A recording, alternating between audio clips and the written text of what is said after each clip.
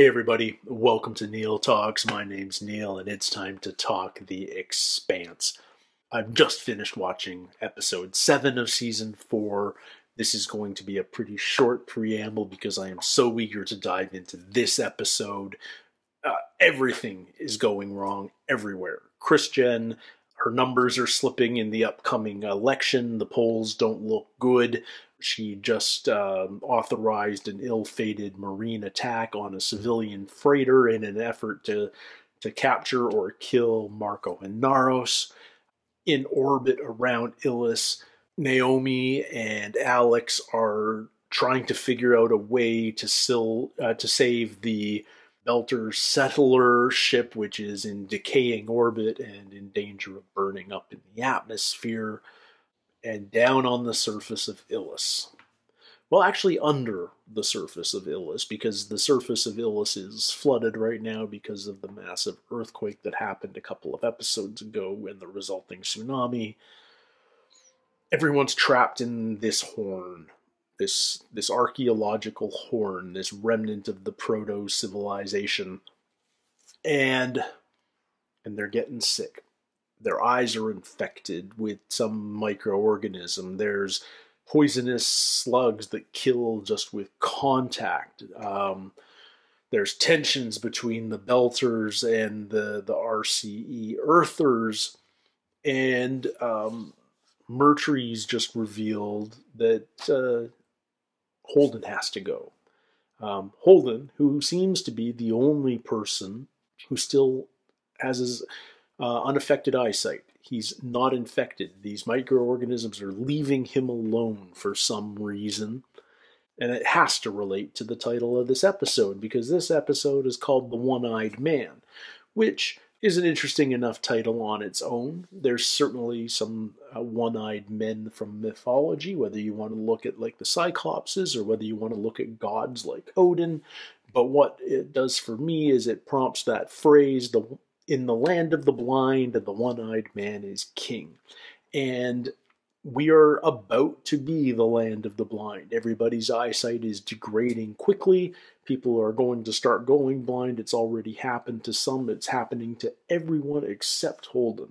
And he's going to be the, quote, one-eyed man. He's actually probably going to be a two-eyed man, unless somebody shoots out his other eye or something like that. But it feels like this is the episode where Holden has to save the day, and Holden feels helpless because he doesn't know what to do.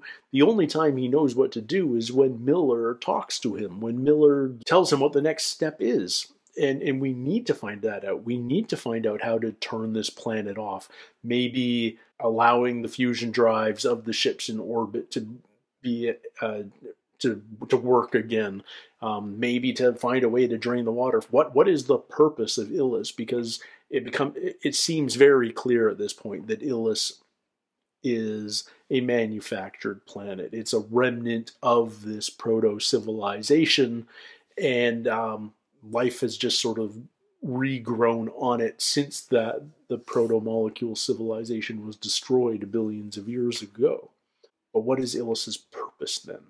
What did the proto-civilization build it for? What is it supposed to do? Is it the weapon that burns whole systems? Or is it something else entirely that we don't yet understand? But we've only got 3 episodes to tie up this book, this season, this storyline. I have no idea where we're going from here, but man, things look dire right now. But in any case, let me stop talking. Let's jump into it. This is episode 8 of season 4, The One-Eyed Man.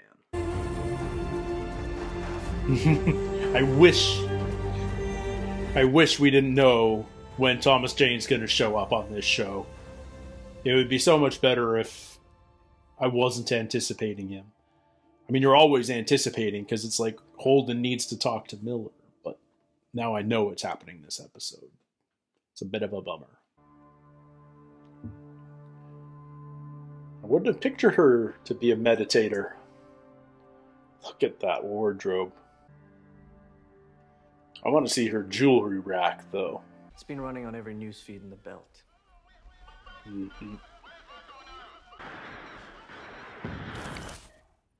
This This was an unprovoked attack by the UN. These Oh. actions endanger the armistice. Nancy Gao has called for an investigation. Peace between our nations is essential for the colonization of the New Worlds. Gao is going to push this hard. Yeah. We need to change the narrative. I know this has been a rough day for you. Yes, ma'am. One of the most difficult days of my career. His resignation. I'm here to tender my resignation. I cannot, in good conscience, continue to serve a leader who recklessly puts Marines in the line of fire for her own gain. We were hunting a terrorist. 12 soldiers. Dozens of innocent civilians died. To boost your poll numbers. Mm-hmm. You may be able to justify your actions, but I cannot. Wow. Things aren't looking good for Christian. Oh, Christian. Alright, hello, Behemoth. Good to see Fred again. Welcome to Medina Station. It's good to see you. Whoa. Whoa! You promised to hold your temper. I did. You sold us out. You gave Marco's location to the Earthers and got dozens of innocent Belters killed. Marco rigged that ship to blow and kill everyone. He set us up. And you took the bait! You should be thanking me for not sending you.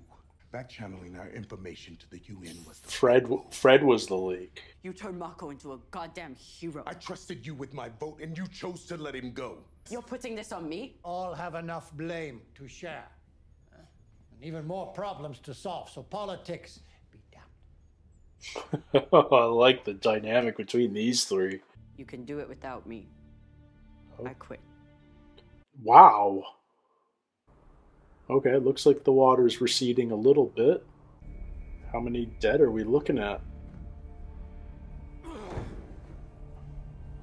Ah! Fuck. They're everywhere. Oh, it's frightening. We've been so conditioned to be afraid of glowing blue, and now we're freaked out about glowing green-yellow. One of us needs something to go right. I'll let you know when we connect the ships. If you hear anyone else wander off, yell and I'll come. Get him off me! Get him off me! Get him off! Hey! Easy. There's nothing there. There's nothing there. Easy.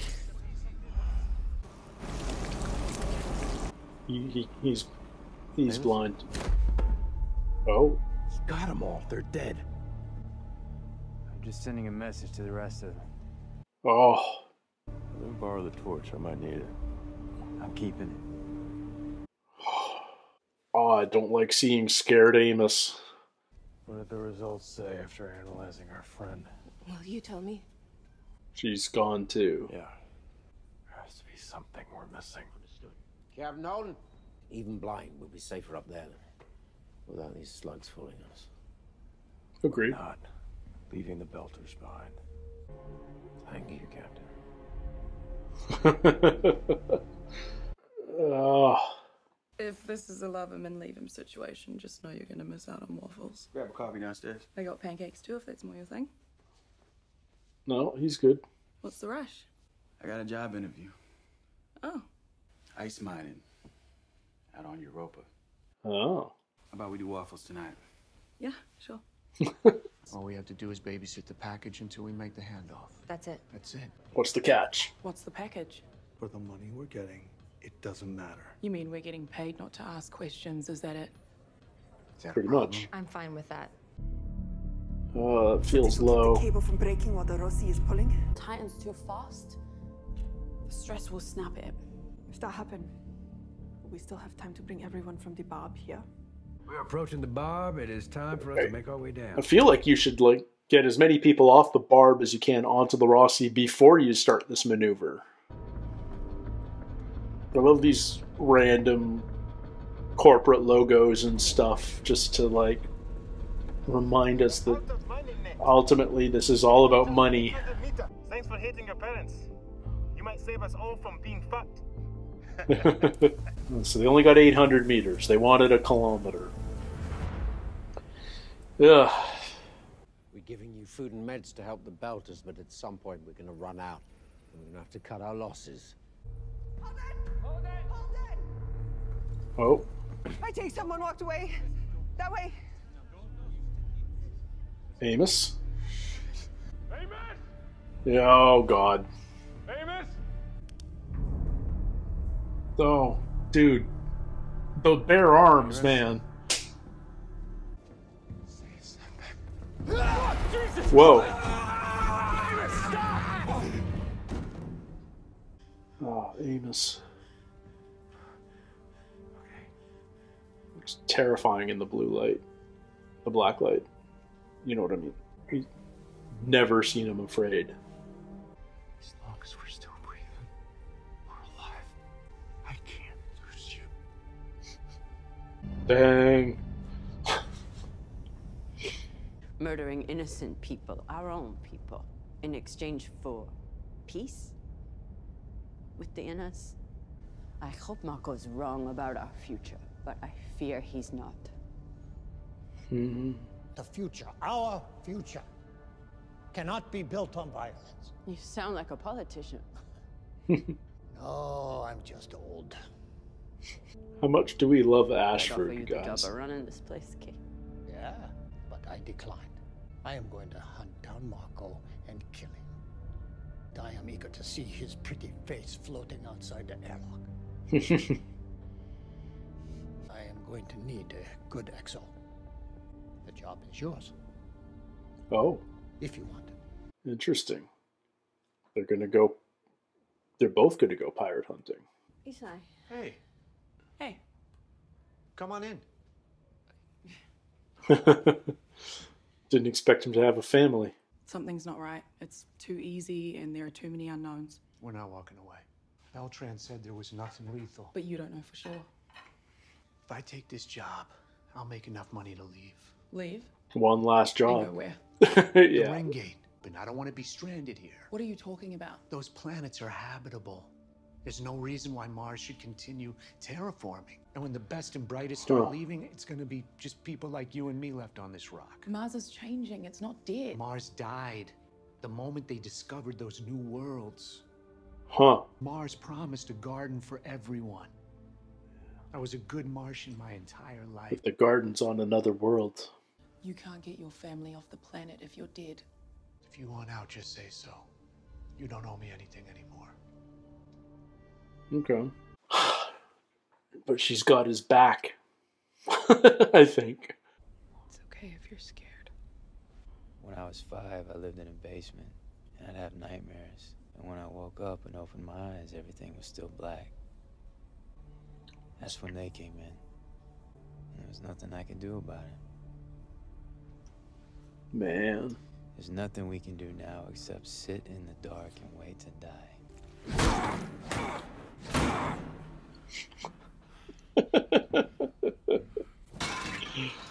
Frickin' slugs. There has to be some reason why I can still see. It's not on you. Yes, it is. Saving the world. What if your blood is normal, but it's your vitreous humor that isn't? My what? Your eye eyes. fluid. We're gonna stick a needle in his eye? And this is the only way. A little fluid to analyze. Oh. Just don't go in too far. Jesus. Oh. I need to see the Blind Wave episode. The Blind Wave reaction to this. Oh, that's good effects, man. I got some. Is there a protomolecule in his eye? You might want to see a doctor. You have precancerous cells that could become life-threatening if not treated. Yeah. The I cancer. don't do that. So full of oncocytals. So cancer meds might do this. Might save this. It's That's what's making me immune? It has to be the abnormality we're looking for. okay. We have a solve. Everyone's basically got eye It's been a cancer. while since I've seen you smile. Huh. Okay. That's good. Really good news. These 12 heroes died to spare our planet from further tragedy. They are the symbols of who we are as a people and the ideals we fight to defend. Go off script. I'm sorry, memorials are never easy. Nothing I say to you today matters. And it shouldn't. My son, Chernobyl, was a Marine. He was also killed by the OPA. When he died, All I wanted to know was who was responsible. Who was the person I could hate? The OPA killed your husbands, your wives. But it is my fault that they died. I failed all of you, as a mother and as a leader. You can hate me. And I understand how all of you feel. I am truly sorry.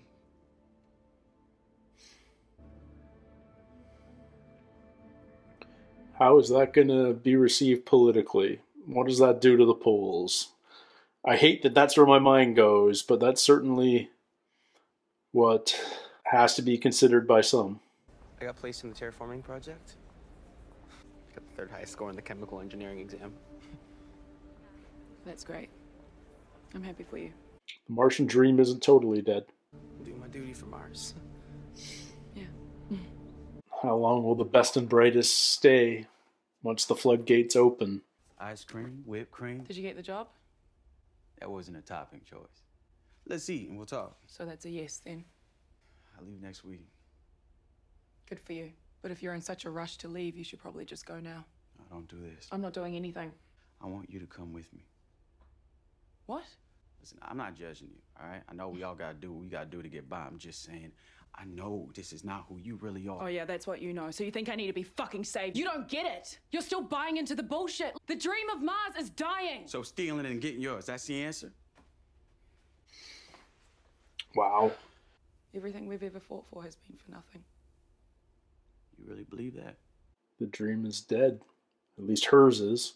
Be a good Martian. See what's here when you get back. Ah, so much going on. Yeah, she's taking the XO job. Permission to come aboard, Captain. Mission granted. Okay, so I guess that means Fred's taken over the behemoth. Well, we should probably toast the crew before we set off. I'm a gift for your send-off. Oh, she's not joining. You're not coming. Yeah. What are you going to do then? Work for yourself. Join the Rossi. Stay out of politics. Hold on to this until I finish the mission. I like these two. I like these two.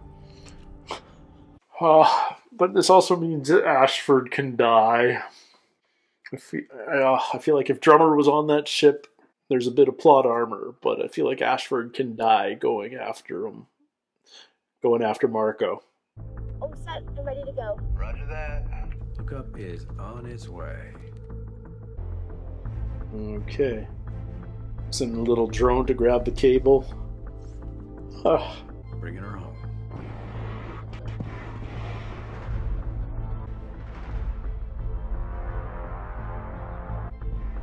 Don't let go. Alex, we can lose the drone.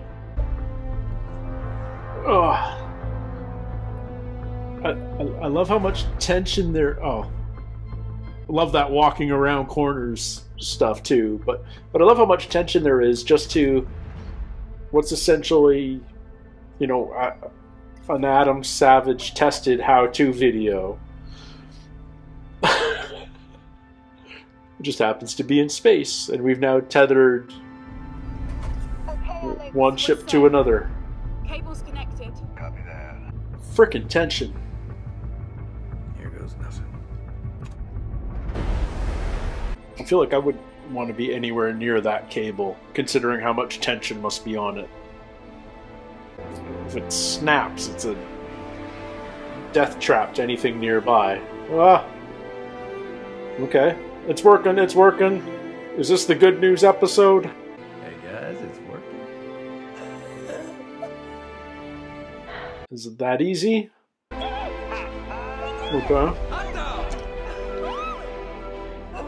I don't... why am I so scared still? When you see my blowtorch, could you bring it back to me? Yeah, you can find it yourself. Dr. Okoye figured out a treatment for your eyes. We're getting out of here? She just tested it on herself, and her eyesight's already coming back.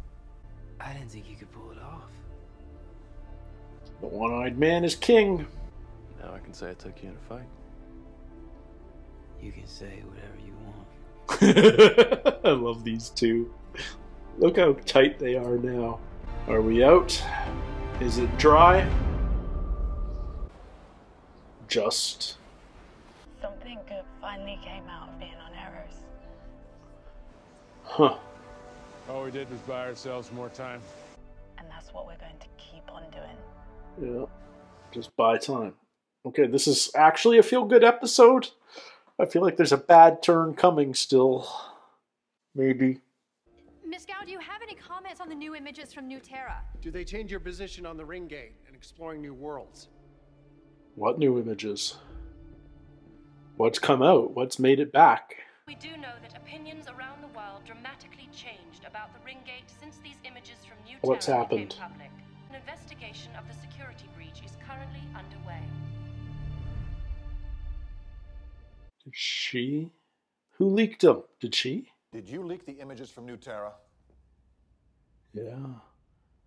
Yes, it was necessary. Because you're scared to lose? I had to change the narrative.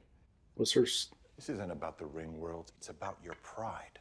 You told me to connect with the voters emotionally. It And now was they know I all was right to be cautious planned. about exploring the new worlds. You wanted me to play this game. So I did.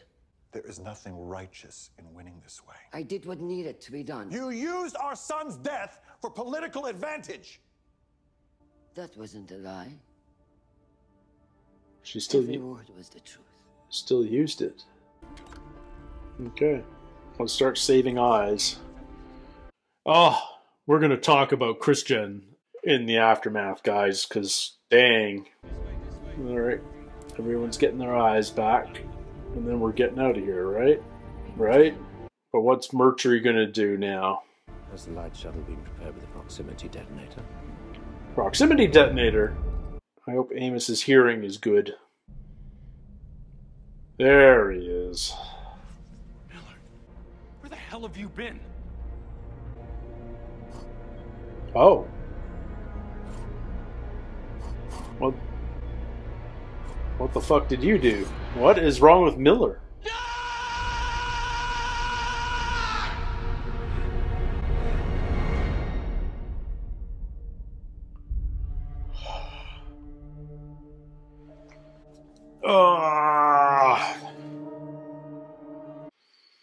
God damn, this show is good, guys. We build up all episode with these two major threats on Ilus. One on the surface, the blindness and the slugs, and one in orbit, the decaying orbit of the Belter ship, and we managed to solve both of those problems, and everything feels good. But I can't feel 100% good while I'm watching this because it just feels like something is going to go wrong. Something new is going to rear its ugly head. And then we have to revisit all the other storylines to remind ourselves how much peril we're still in, because we've still got Mercury planning some sort of attack that will not only eliminate all of the Belter settlers on Ilus, but also take out Holden, because he's all about maximizing profit for RCE and therefore maximizing his own future wealth. It's all about greed at this point. And he just got his eyesight back, so he's back to full strength, so to speak. Before we start talking about the other storylines, let me say how much I've enjoyed seeing Amos's journey in the last couple of episodes. He loses his sight, and it's the first time we've really seen him afraid, ever. He's always been so calm and put together to the point where we question whether he's even capable of emotion. But the more we know about Amos, and we learned more this episode, we know he had a really difficult childhood. We knew he grew up in the slums of Baltimore. We knew that there was, he was probably a child sex worker, and there was a ton of associated trauma with that. And we get some specifics here. At 5, he was kept in this dark basement, and even when the lights never came on, he felt he was dead. They would come down. You sense the abuse that he was subject to, and what the blindness has triggered all these memories of him back as a child, hoping he's dead. Really interesting character development, and I love seeing how Amos and Holden are now. Their dynamic, considering where it was back during season 1, early season 2, when they had such opposing viewpoints about necessary violence and all of that sort of thing. Now they're like, they really are brothers, and damn, it's cool to see. It's really, really cool to see. Great performances by Wes and by Steven in that relationship in particular. Yeah. But we're not out of the woods yet. The waters haven't fully receded by any means. We have to deal with the Mercury problem, and there's some sort of proximity detonator on the light shuttle. So if there's going to be an evacuation offered by the RCE, the belters on that being evacuated, I don't think they're intended to survive. If it's a proximity detonator, I feel like Mercury's willing to sacrifice one of their shuttles. If this is about getting belters back to their own ship, once that shuttle's in proximity to the belter ship in orbit, it may go, and that takes care of all the belters at once. That feels like his plan. So, dang. The cable tether up in orbit worked. Happy story there. Mother and daughter cooperating. We've pulled the belter ship out of that decaying orbit. If nothing else, we've bought time. It's like Naomi and Holden said when they were communicating. All we'll do is just keep buying more time. And that's what they're good at. They've given themselves some breathing room. We're not out of the woods yet, not by any means, but this is where we are now. But then we have our other storylines, and we return to Mars, and we see where Bobby's at, and we have this upcoming job that seems like a big payoff for not enough effort, and therefore there must be a catch, and we don't know what the cargo is, but Isai is willing to do it because he believes that Mars is dying. And it's an interesting viewpoint that I hadn't considered, but it makes total sense. His argument, Mars is only a viable human settlement if terraforming works. And terraforming is this huge long-term project that takes generations. And there are alternate planets to settle that already have atmosphere and water and life on them. And isn't that a more appealing alternative than participating in a project that you won't even reap the benefits of?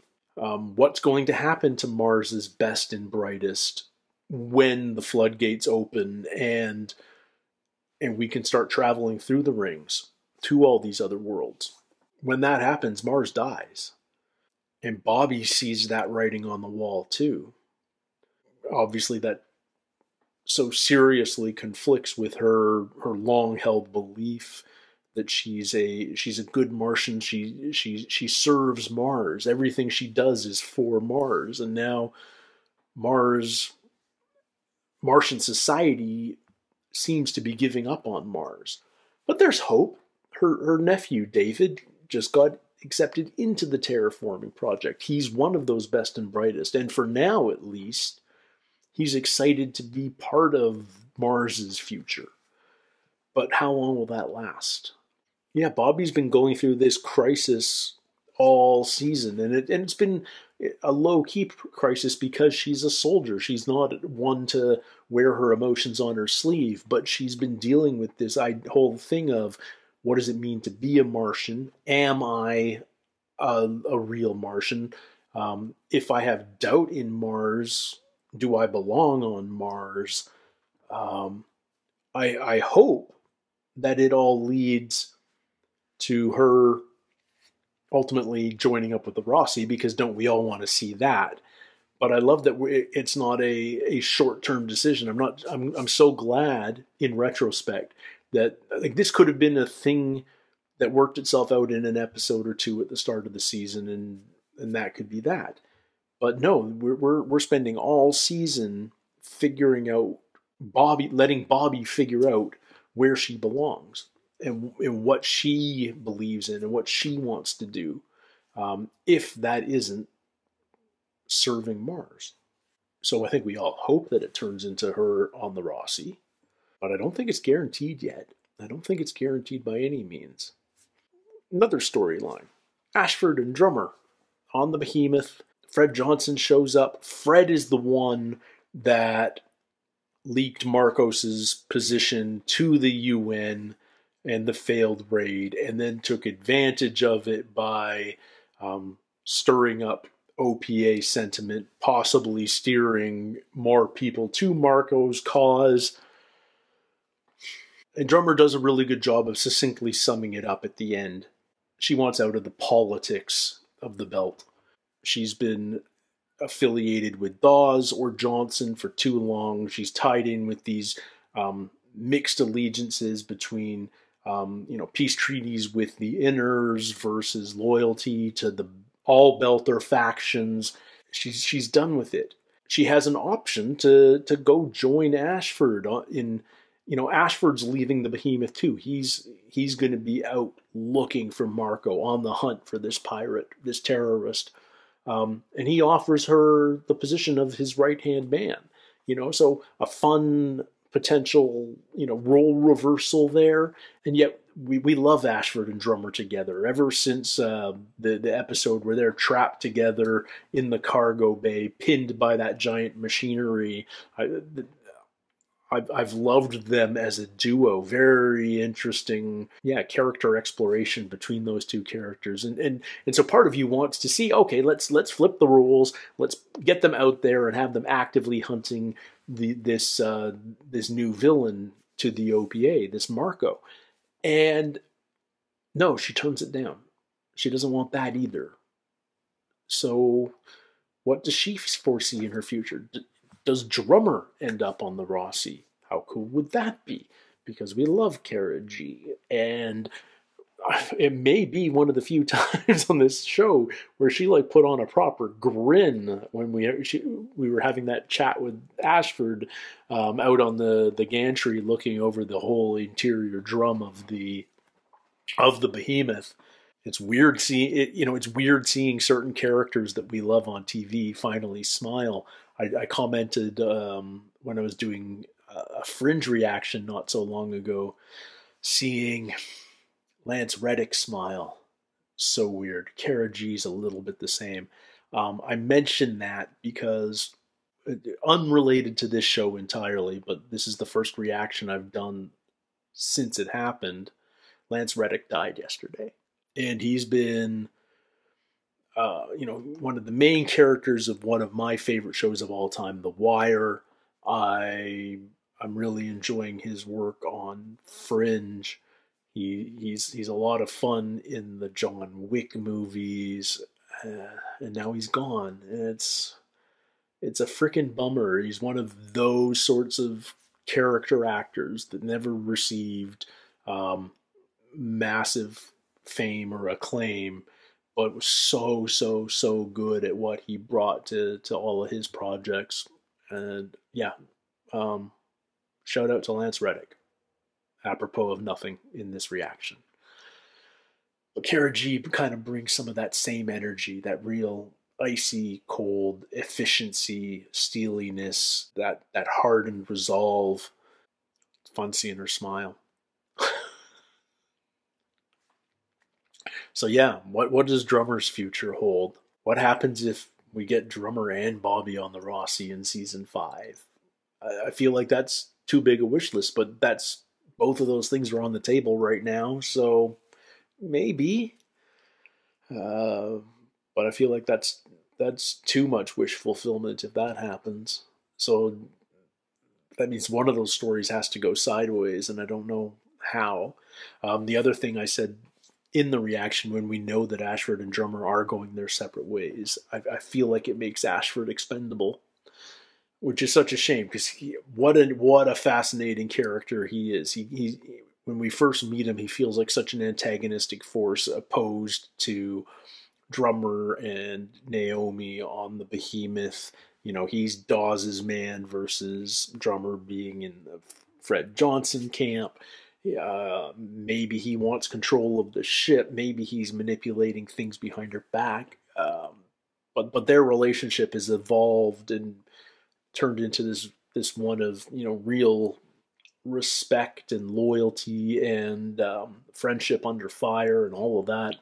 But if Ashford's going out there alone hunting Marco could easily kill Ashford, and maybe that's what brings Drummer back to the fight.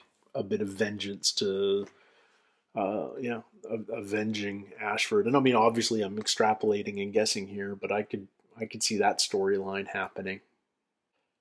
And we have one other big storyline, and that's what's going on back on Earth. This episode starts with Chrisjen getting ready in the start of the day. It's the first time we see her like picking an outfit and picking out her jewelry and doing her hair and getting herself ready for the day. Not just as far as her wardrobe is concerned, but you can see her stealing herself. When we see her in her closet and her hair's down, she's got a softer look on her face. But by the time she's all put together in front of her mirror and all the jewelry's on and she is like in uniform, so to speak, she has that the hard Chrisjen of Acerala that we all know and love is back there in her eyes, on her face. And then she loses her Marine general. He resigns, and she has to go to this memorial, and she goes off script, and you think maybe she's willing to give up this race for Secretary General, give up her pride, sacrifice her pride to say what's on her mind. And she talks about the loss of her son, and we know how much that's impacted all of her life. Ever since she lost her son, that's what's motivated her to pursue the OPA. She was always looking for that person to blame, that person to hate, as she said in her speech. But she shows heart, and it's a strong moment, and not surprisingly, it appeals to the voters too. And that's what you have to realize is, as much as Chrisjen always used to say, I'm not a politician, she'd rather be somebody who gets stuff done behind the scenes, which is where she was when she was the deputy undersecretary under Aaron Wright. Now she's absolutely a political animal. And that going off script speech about her son was calculated. It was used for political means, just as her husband said. And beyond that, she also leaked to the press all these images of New Terra, as they call it on Earth, Illis as we know it, the destroyed settlement, the new protomolecule activity, even though it's not protomolecule per se, but the threat is real, and this is why we don't want people going through the rings, and this is why we aren't exploring, why we aren't colonizing these new worlds. And maybe it's enough, maybe putting this fear into the human population is enough to quell that desire to go exploring. Maybe it's enough to swing the election in Chrisjen's favor. But it's weird. This is we've known Chrisjen for 4 seasons now, and she's always been serious and political and manipulative, but we've always been in her corner. We've always been cheering. She's always been on the right side of things. But this moment feels like she crossed a line, and I'm not sure why it feels like that exactly, even though she fully believes in her cause, which may or may not be right, but she believes, and that's enough. But maybe it's just because the performance by her husband is so strong that we really understand his point of view, that she's She's using things for political gain that shouldn't be used for political gain. And maybe nothing's off the table when you're in politics. I honestly don't know. It's not a life that I think most of us can imagine being part of. But those who are attracted to it are those who are also attracted to power. And now that Christian has the power of being the Secretary General, the most powerful person, in the solar system, she doesn't want to relinquish it. She doesn't want to admit failure. Her pride is strong. And we understand what her husband's saying. And is it right to use her son's death for political gain? Is it right to spread fear amongst the Earther populations to quell that desire to go through the rings? These aren't clear answers by any means, but it really makes us question what Christian is doing more than I think we ever have before. And I think that's really interesting. I like that she's not becoming the bad guy, but she's certainly becoming a character that's harder to cheer for. I wonder if that's, commentary on politics, per se. But yeah, can't wait to see what happens for the rest of the series. We've only got 2 episodes to go. But look at how much happened in this episode and tell me how much could happen in the next 2. Like, we could end up anywhere before this season's over. So I am having so much fun with this show. I am so impressed by this show. Every episode just seems to knock it out of the park, go in fascinating new directions that you can't anticipate. But what I love most about this show are the human moments. It's easy to lose the humanity when you're doing a big, hard sci-fi show that's so much about spectacle and the foreign, the alien, the things we don't understand, that you sometimes forget about the human, the universal. But then we have these lovely moments, the Amos and Holden moments in this episode, the Christian and her husband moments, Bobby and her boyfriend who's leaving to ice mine Europa. These are fascinating. We identify with all of these human moments, and the show knocks those out of the park too. And it's one of the things I really appreciate and don't necessarily talk about enough on this show.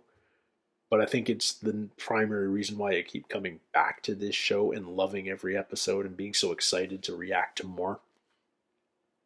Anyway, yeah. Next episode, guys, penultimate episode of the season. It should be a doozy. I can't wait to see what happens. Thank you so much for spending a little bit of time with me here today on Neil Talks. Thanks for all the support, all the comments. Thanks for doing all the fun algorithm things that YouTube loves. And until next time, everybody, take care, stay healthy, and we'll see you soon. Cheers.